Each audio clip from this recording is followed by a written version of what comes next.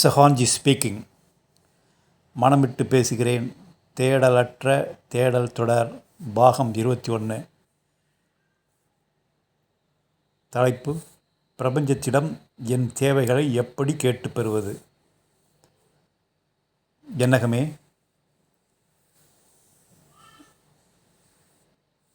பிரபஞ்சத்திடம் என்னுடைய நியாயமான தேவைகளை எப்படி கேட்டு பெறுவது?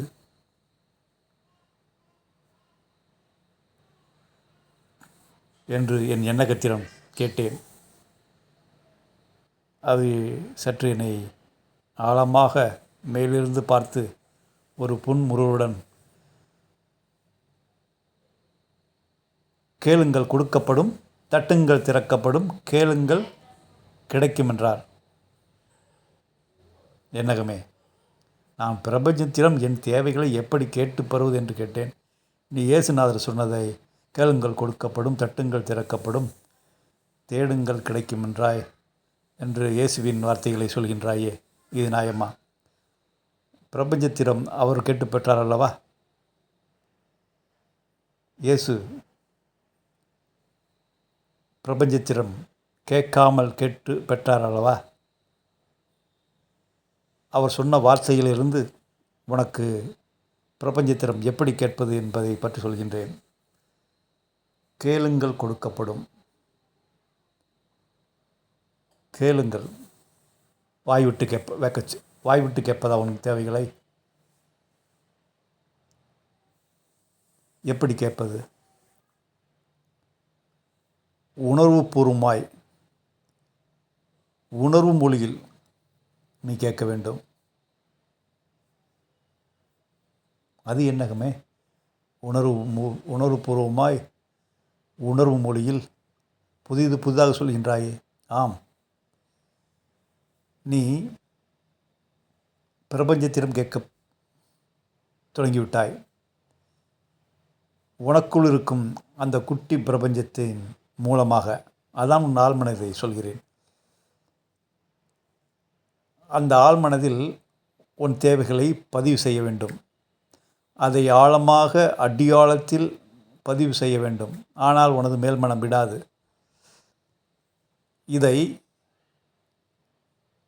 தெளிவாக ஆழ்மனம் உள்வாங்கும் அளவிற்கு நீ தயாராக வேண்டும். பிரபஞ்சம் எப்படி ஒத்திசைவோடு இயங்குகிறதோ அப்படி நீ ஒத்திசைவோடு இயங்க தயாராக வேண்டும். அதிகாலையில் எழுந்து சூரியன் வருவதற்கு முன்பே உன் காலை கடன்களெல்லாம் முடித்து உன் தேகத்தை குளிர் ஊட்டி, மீண்டும் உன் தேகமும் மனமும் இந்த பிரபஞ்ச அதிர்வுகளோடு ஒத்திசைவு ஏற்படும் நிலைக்கு நீ ஆயத்தமாக வேண்டும். உன் மனதளவில்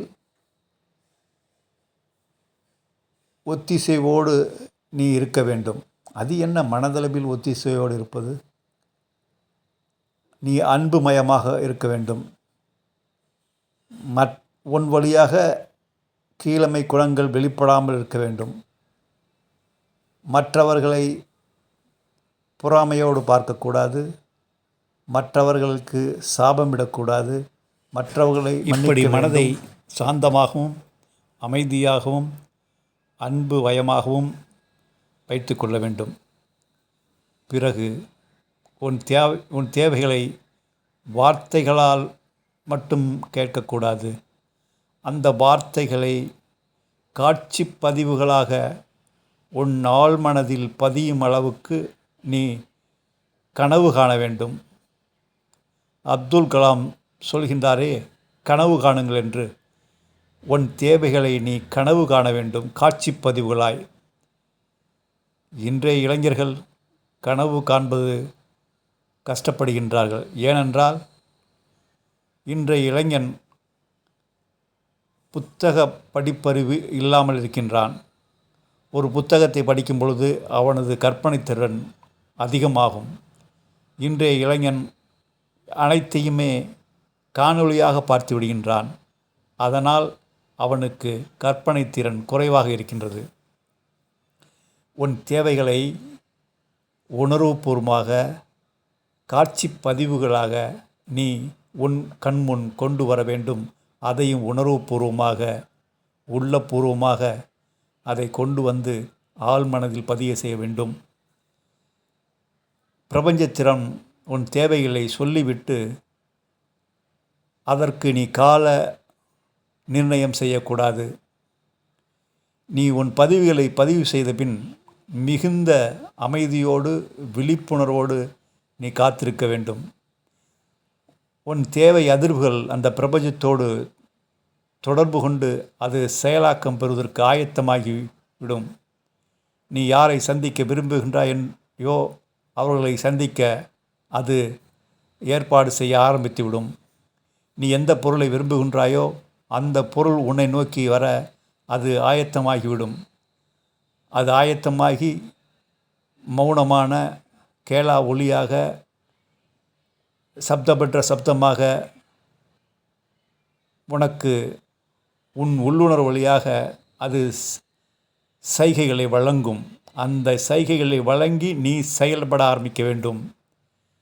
வெறுமனே வார்த்தைகளால் அந்த பிரபஞ்சத்திடம் கேட்டுவிட்டு நீ சராசரியாக ஆணவ மனதின் வழியாக செயல்பட்டு பிரபஞ்சம் நான் கேட்டு கொடுக்கவில்லை என்று நீ புலம்பக்கூடாது. அது சராசரி மனிதனின் புலம்பலாக இருக்கும். ஆகையால் பிரபஞ்சத்திடம் உணர்வுபூர்வமாக உன் தேவைகளை காட்சி பதிவுகளாக உணர்வுபூர்வமாக அந்த காட்சிகளை உன் அடியாள நெஞ்சத்தில் பதிவு செய்ய வேண்டும். ஆழ் மனதில் பதியும் அளவுக்கு. இப்படி கேட்டு நீ காத்திருந்தால் அது உனக்கு பல சைகைகளை பல வடிவங்களில் வெளிப்படுத்தும். அதை நீ மௌனமாக இருந்தால், அன்பு பயமாக இருந்தால் அதை நீ உணர்ந்து கொள்ள முடியும். அதை உணர்ந்து அது கொடுக்கும் சைகைகளுக்கு ஏற்ப நீ செயல்பட ஆரம்பித்தால் உன் தேவைகளை எளிதில் உனக்கு கிடைக்கச் செய்துவிடும் அந்த பிரபஞ்சம். இப்படி தான் பிரபஞ்சத்திடம் கேட்டு பெற வேண்டும்.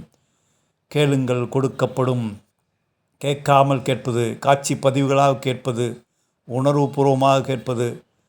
எதை ஒன்றை அடைய விரும்புகின்றாயோ அதை அடைந்து விட்டதாக உன் மனதில் ஆழ் மனதில் காட்சி பதிவுகளாக பதிவு செய்து கேட்பது தான் கேட்காமல் கேட்பது, வார்த்தைகளற்று கேட்பது. இப்படி கேட்டால் நீ கேட்பதை எளிதாக பெற்றுவிடலாம். தட்டுங்கள் திறக்கப்படும்.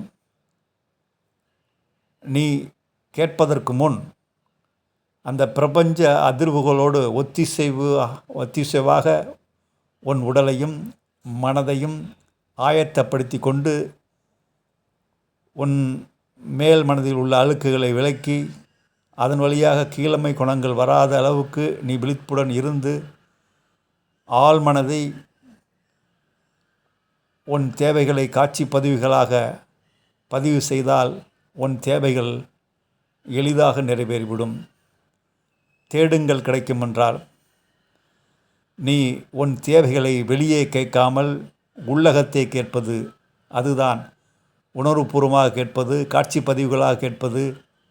அதை கேட்டுவிட்டு அது அந்த பிரபஞ்சம் கொடுக்கும் சைகைகளை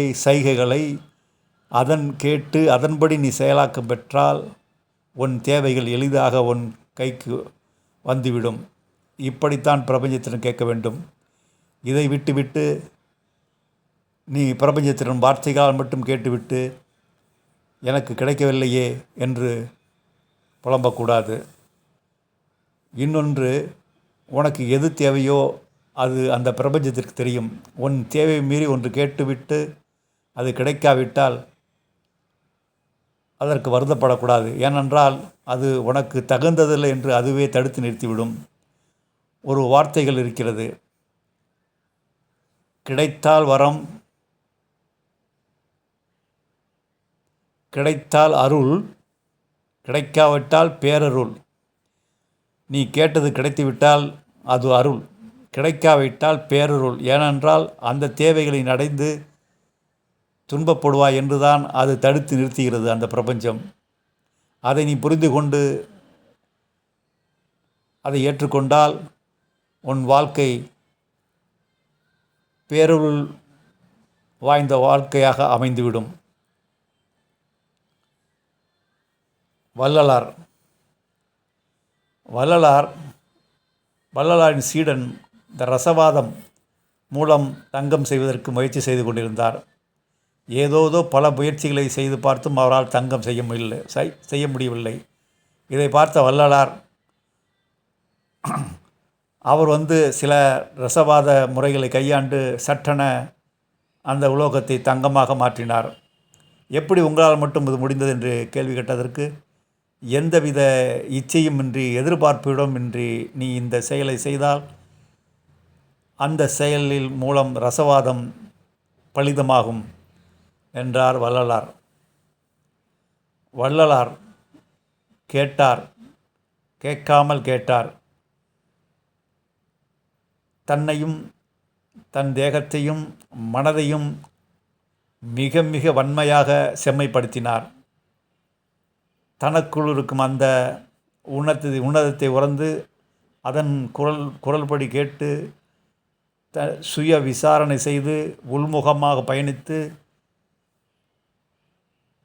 பயணத்தின் உச்சத்தில் அந்த அருட்பெருஞ்சோதி ஆண்டவ நிலையாகிய அதனையும் கடந்து உன்னதமான அந்த கடவுள் தன்மையுடன் நேருக்கு நேர் என்று பேசி 6ஆம் திருமுறையாக நமக்கு வழங்கினார்.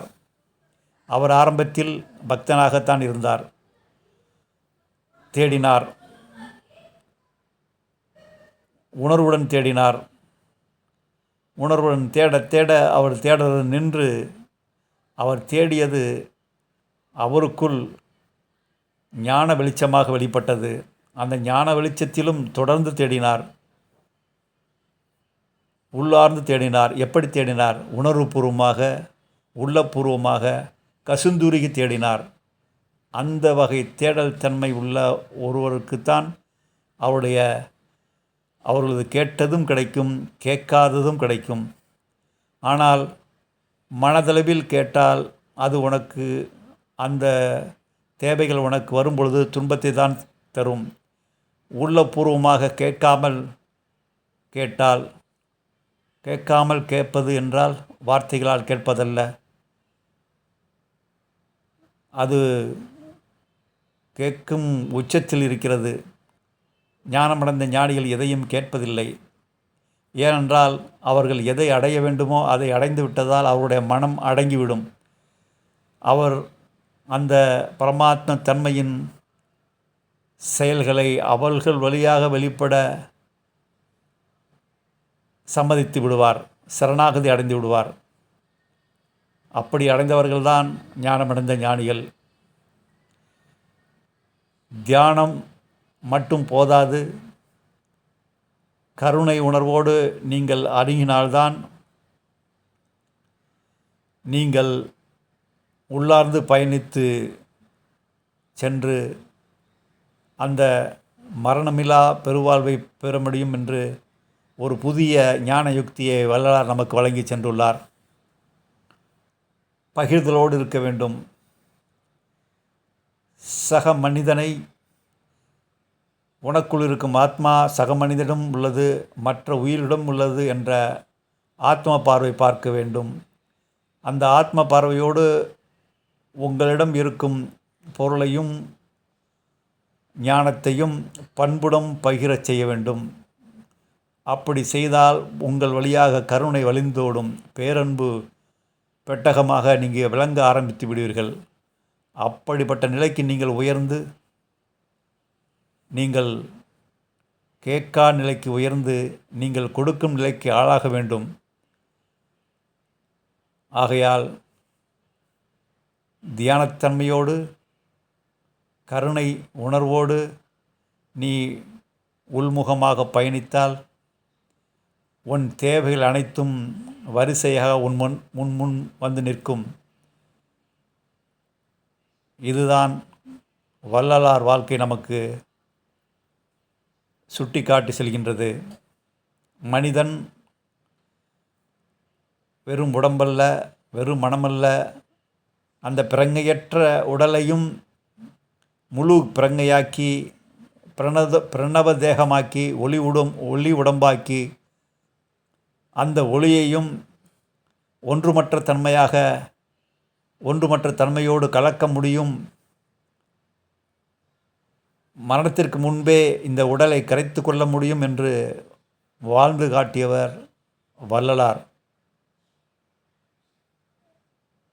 விஞ்ஞானபூர்வமாக விளக்க வேண்டுமென்றால் நம் தேகத்தில் உள்ள ஒவ்வொரு பகுதியும் செல்களால் ஆனது. செல்களின் பெரும்பகுதி வெற்றிடமாக இருக்கிறது. வெற்றிடத்தில் எப்பொழுதுமே ஒளி ஊடுருவும். இந்த இரகசியத்தை உணர்ந்த வள்ளலார்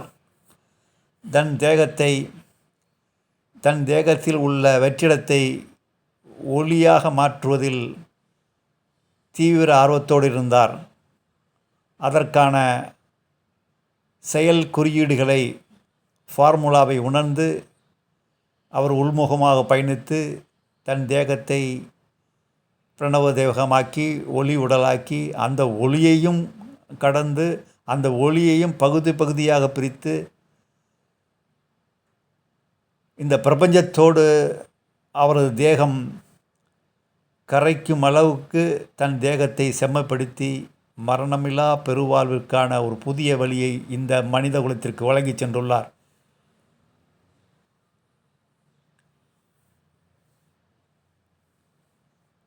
என்னகமே, எனக்கு ஒரு சந்தேகம். சாதாரண மனிதன் ஜோசப் மேரி அவர்களின் மைந்தன் இயேசுவா என்ற இயேசு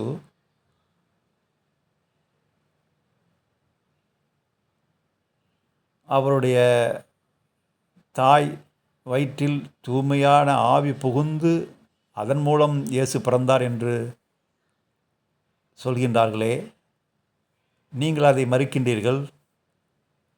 சாதாரண ஜோசப் மேரி மைந்தன் வழியாக பிறந்தவர்தான் இயேசு. சாதாரண மனிதன் வழியாகத்தான் இறைத்தன்மை வெளிப்படும் என்று நீங்கள் சொல்கின்றீர்கள். ஏன் அவர்கள் தூய ஆவி மேரி வயிற்றில் புகுந்து பிறந்தது என்று சொல்ல காரணம்? ஒன்றை சரியாக புரிந்துகொள். ஒரு தாயின் வயிற்றில் அந்த 3வது மாதத்தில் ஆத்மா உள்ளே புகும். மேரியின் வயிற்றில் உள்ள மேரி கருவுற்று இருக்கும் பொழுது அந்த 3வது மாதத்தில் இந்த பரிசுத்த ஆவி என்ற உயர்ந்த ஆத்மா அந்த கருவிற்குள் நுழைந்து ஜோசப் மேரி அவர்களின் மைந்தனாக பிறந்து இந்த பூவிலகிற்கு பல ஞான யுக்திகளை, பேரன்பை, கருணை உணர்வை பகிர வேண்டும் என்பதற்காக அவர் ஜோசப் மேரி அவர்களின் மைந்தனாக பிறந்து சாதாரணமாக வாழ்ந்து அவர் வழியாக பல ஞான யுக்திகள் வெளிப்பட்டன. இதை நேரடியாக சொல்லாமல், விஞ்ஞானபூர்வமாக விளக்காமல், ஒரு தூய ஆவி மேரியின் வயிற்றில் நுழைந்து அது இயேசுவாக உயிர்த்தெழுந்தது, அவர்தான் கடவுள் என்று கடவுளுக்கு ஒரு தனி பரிணாமத்தை அந்த மதம் கொடுத்து சென்றுள்ளது. உண்மை நடந்தது அதுதான். புத்தர் வாழிலும் ஞானமடைந்த ஞானிகள் யாவுமே இப்படித்தான் உருவெடுத்து வெளிவந்திருக்கின்றார்கள். மனித வடிவில்தான் அந்த உயர்ந்த கடவுள் தன்மையும் ஞானத்தன்மையும் வெளிப்படும். அப்படி வெளிப்பட்டவர்கள்தான் வள்ளலார், இயேசு, புத்த பிரான். அவர்கள் மனித உருவெடுத்து தான் இங்கு செயல்பட முடியும். மோசஸுக்கு வெளியிட்டது போல் ஒரு ஒளி மோசஸ் முன் தோன்றி பேசியது என்று ஒரு சமய குறிப்பு உள்ளது. ஒரு தூயாவி நேரடியாக வந்து கேளுங்கள் கொடுக்கப்படும், நான் உன்னை விட்டு விலகுவதும் இல்லை, கைவிடப் போவதும் இல்லை, நீ அயலானை நேசி, மன்னித்து விடு என்று சொன்னால் அந்த ஒளியை பார்த்து சாதாரண மனிதன் பயந்து ஓடிவிடுவான். அந்த ஒளி, அந்த உன்னதமான ஒளி மனித கருவில் நுழைந்து மனித குழந்தையாக பிறந்து அந்த கருவில் நுழைந்த உன்னதமான ஆத்மா, அந்த பரிசுத்த ஆவி அந்த தேகத்தின் வழியாக செயல்பட்டு ஞான யுக்திகளை வழங்குகிறது. இப்படித்தான் இயேசு பிறந்து அன்பை போதித்தார். இப்படித்தான் வள்ளலார் பிறந்து ஞானத்தை பகிர்ந்தார். இப்படித்தான் புத்தர் இந்த பூமியில் அவர்களுடைய பெற்றோர்களுக்கு பிறந்து ஞானத்தை தேடி, அந்த தேடலை உணர்வுடன் தேடி, அந்த உணர்வுடன் தேடும் செயல் தானாக நின்று, எப்பொழுது தேடல் நின்றதோ அப்பொழுது அவருக்குள் அவர் தேடியது சித்திக்க ஆரம்பித்தது. ஞானம் என்பது வெளியே தேடி பெறுவதல்ல, உள்ளுக்குள் உணர்வது. பேரின்பம் என்பது வெளியே தேடி பெறுவதல்ல, அது உங்களுக்குள் பிரவாகமாக பொங்கி எழுவது. ஏன் மனிதன் தேவைகளை வெளியே கேட்க ஆரம்பிக்கின்றான் என்றால், அவன் உள்ளார்ந்து அந்த உன்னதத்தை உணராமல் இருக்கின்றான். அவன் அதை உணர்ந்து விட்டால் அவன் கேட்க மறந்து விடுவான். வரம் கொடுக்கும் நிலைக்கு உயர்ந்து விடுவான். அந்த உள்ளார்ந்த மையத்திற்கு அவன் சென்று விட்டால் அவன் வரம் கொடுக்கும் நிலைக்கு உயர்ந்து மற்றவர்களுக்கு பேரன்பை வழங்க ஆரம்பித்து விடுவான். கருணை மழை பொழிய ஆரம்பித்து விடுவான். இந்த உள்ளார்ந்த பயணத்திற்கு வெளியே உள்ள தீர்மானிக்கப்பட்ட மதங்கள் தடையாக இருக்கின்றன. அப்படி என்றால் வெளியே இருக்கும் கடவுளை வணங்கக்கூடாது என்று சொல்கின்றீர்களா? வணங்கி வணக்கத்தின் இறுதியில் வணக்கத்துக்குரிய ஈசன் நீயே என்று நீ உணர்ந்துகொள் என்று பரஞ்சோதி மகான் சொல்கின்றார். வணங்கு, அதை உணர்வுடன் வணங்கு. அந்த உணர்வுடன் வணங்கும் பொழுது, வணங்குவது உன் மனமா, இந்த தேகமா, உன் உள்ளிருந்து இயக்கும் அந்த உயிர்த்தன்மையா என்று விழிப்புடன் நீ அதை வணங்கி பழகினால், அந்த வணங்கும் பழக்கம் நின்று வணங்குவனும் வணங்கப்படுபவனும் நீ என்று நீ உணர்ந்து கொள்வாய். புத்தர் சொன்னார், தனக்குள் இருக்கும் உன்னதத்தை உணர்ந்து சராசரி வாழ்க்கை வாழும் ஒரு மனித நிலை ஒன்று உள்ளது. அந்த நிலையை வாழ்பவன்தான் கோடான கோடி வணக்கத்துக்குரியவன். தனக்குள் இருக்கும் சத்தியத்தை உணர்ந்து அதன் வாயிலாக அன்பையும் பேரன்பையும் பகிர்தல் குணத்தையும் கருணை உணர்வையும் வழங்கி கொண்டு மிகச் சாதாரணமாக ஒருவன் வாழ்ந்து வருகிறான் என்றால், அப்படிப்பட்ட ஒரு மனித நிலைதான், அப்படிப்பட்ட ஒரு மனித அவதாரம்தான் கோடான கோடி வணக்கத்துக்குரியவன் என்று புத்தரே சொல்லியிருக்கின்றார். ஆதலால் மனிதர்களே, நீங்கள் சாதாரணமானவர்கள் அல்ல. அசாதாரணத்தை நீங்கள் தாங்கிக் கொண்டிருக்கின்றீர்கள். ஆனால் அதை மறந்துவிட்டு வேறு ஏதோ தேடிக்கொண்டிருக்கின்றீர்கள், வேறு எதற்கோ ஏங்கிக் கொண்டிருக்கின்றீர்கள். உங்கள் பார்வையை அகத்திற்பலாக்குங்கள், உள்முகமாக பயணியுங்கள். உங்கள் உள்ளே உறைந்திருக்கும் உன்னதத்தை கண்டுகொள்ளுங்கள். கண்டுகொண்டால் நீ புத்தனாக மலர்வீர்கள். கண்டுகொண்டால் நீ வள்ளலாக மிளிர்வீர்கள். கண்டுகொண்டால் நீங்கள் இயேசுவாக கருணை மலை பொழிவீர்கள்.